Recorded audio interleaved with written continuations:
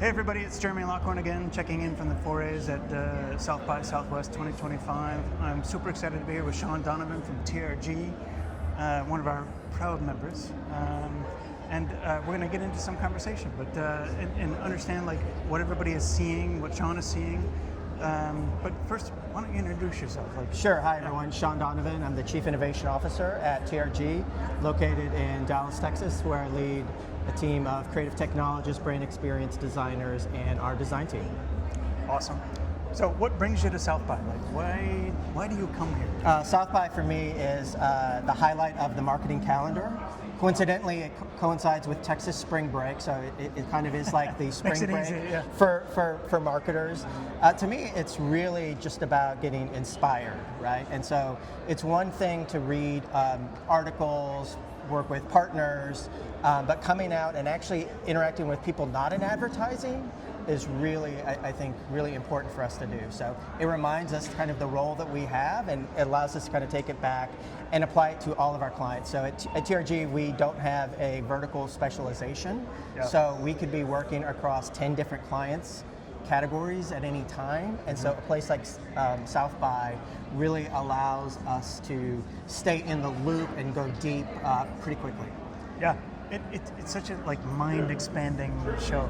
Like you meet people like us, right? But then there's all kinds of other creative people that are here, which is so exciting. Yeah, and oftentimes, you'll be in line with, a founder of a $1 billion company, and then the person that's, trying to get in their shoes, working out of their garage where they have a great idea, have never even thought about marketing or certainly advertising it, and hearing them kind of talk about things like that we take for granted in the ad space is really just fascinating, and I think a good reminder for us. Yeah. So we're only a couple days in. It's still fairly early here, but what have you seen so far that really excites you, or what are you hoping to see? Sure. So, big fan of a Turkish AI artist. He's very well known. First kind of NFT purchase, I believe, for the MoMA, and he has an installation at Dubai, the Museum of the Future. And so, if you are in town, definitely recommend checking that out. Spend a little bit of time there. So it's generative art. It changes throughout the experience, and they also have really great kind of pistachio chocolate, which I guess is a special kind of chocolate that I never have. So that was number one. Yeah. Number two, Amy Webb for me is always a can't miss, and that's kind of my official kickoff. Every year is always, we'll want to make sure that I'm down here for that.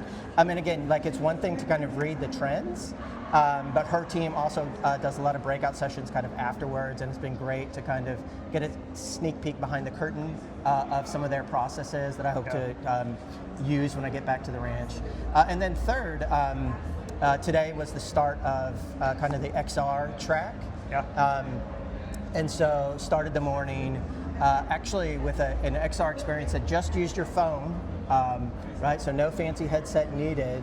Use basic phone technology to tell a 90-minute experience about ancestry. And so it's limited to 24 people, and that math is intentional because through that, you're actually able to kind of experience what the relationship is between you and your great, maybe another great lineage, either in the past or in the future. So really fascinating way just to use what's now some old tech in a really interesting way. And it's a good reminder that, especially for us as advertisers, it's not always about the tech, right? It's also about the story that you're trying to tell with the new technology. Yeah, that's the most important thing, right, is the story. Like the technology kind of fades into the background. That's right. And it's just about how do we tell stories?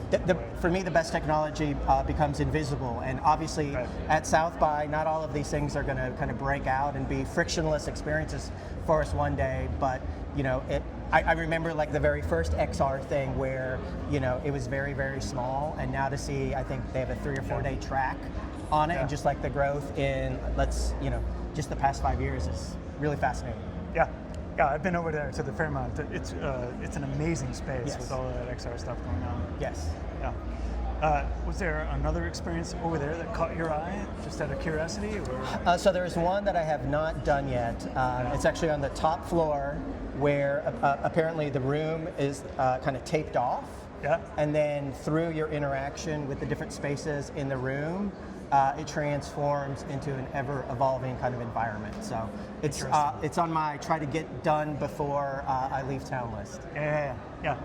The other challenge, I think, with a show like South by, or any show that's this big, is there's so much noise, there's so much hype and enthusiasm, but like, how do you filter the noise? Like, how do you make sense of it all and advise your team and your clients on what's real and like what's just empty hype? Yeah, a couple things. Definitely, if it's your first time at South by Southwest, realize that you're going to not see everything, and that's okay.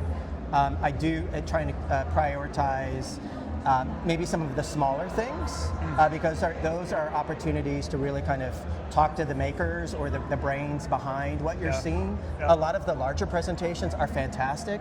They do become a time suck where you could be spending 2 hours in line, and they get posted on YouTube after, so you can still get the knowledge after that.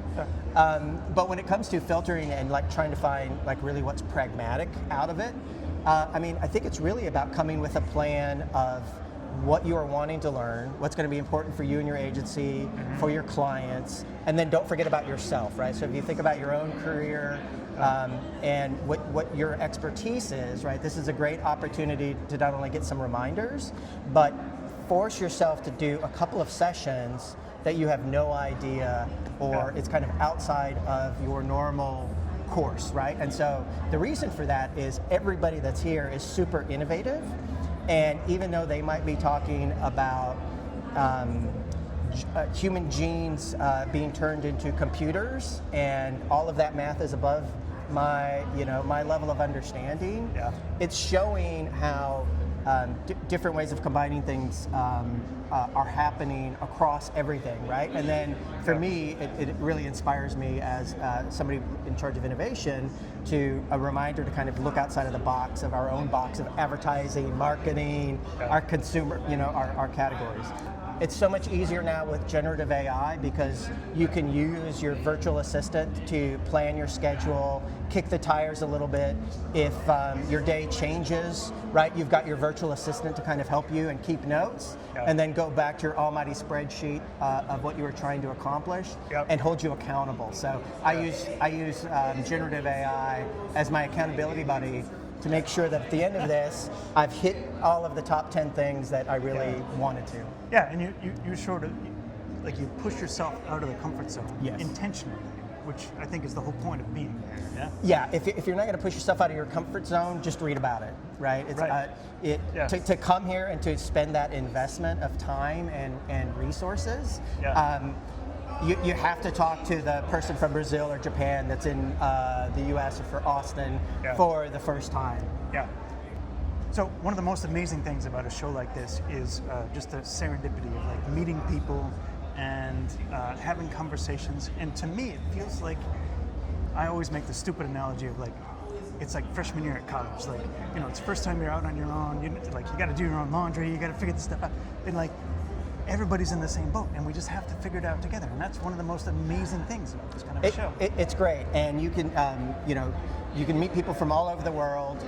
Sometimes your best relationships are made waiting in line to pick up your badge or your first or second kind of big event, and then you'll find your tribe, right? You'll find the people that are kind of on the same track or the very same interest. Second or third time you see those people, right? Great opportunity just to go up, introduce yourself, ask a couple of questions, make that LinkedIn connection, and you never know where it's going to take you. Yeah.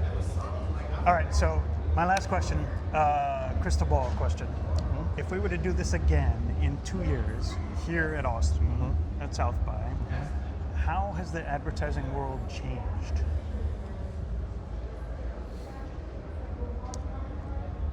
My hope is that some of the fear and anxiety around AI being a negative force, not only for society, but for our industry, our careers, a pure efficiency play where the industry has had enough time to kind of figure it out.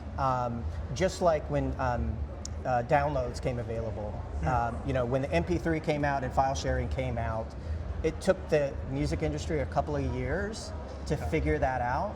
But the last time I checked, Taylor Swift still sold a lot of records and was able to have a very successful career. The model changes a bit, right? But really talented humans who are at the core of advertising and stories, I hope we'll figure out this is more of a positive tool for creativity, and it's honestly up to us as a creative class.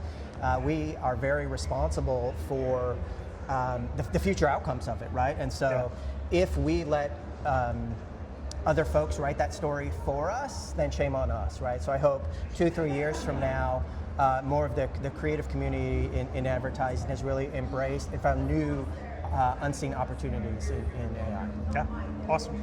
That's a great answer. Thank you. It feels like, to me anyway, and I think we've talked about this before, AI has the power to automate the grunt work and liberate the great work, right? And that's a very powerful thing from a creative perspective. But getting people to buy into that and believe that is probably one of the biggest challenges, right? It is, and for me, I'm less interested in having philosophical debates for somebody if I can tell pretty quickly early in a conversation that somebody hasn't used a tool lately, or has never used a tool, or has used a tool 3 years ago. First order of business is like, well, let's understand what problem is really on your mind right now, and then maybe try and find the use case or the tool or the shiny example of like, hey, did you know it could actually do this? And then very quickly, within 30 seconds, pull up the right tool, do the quick demo.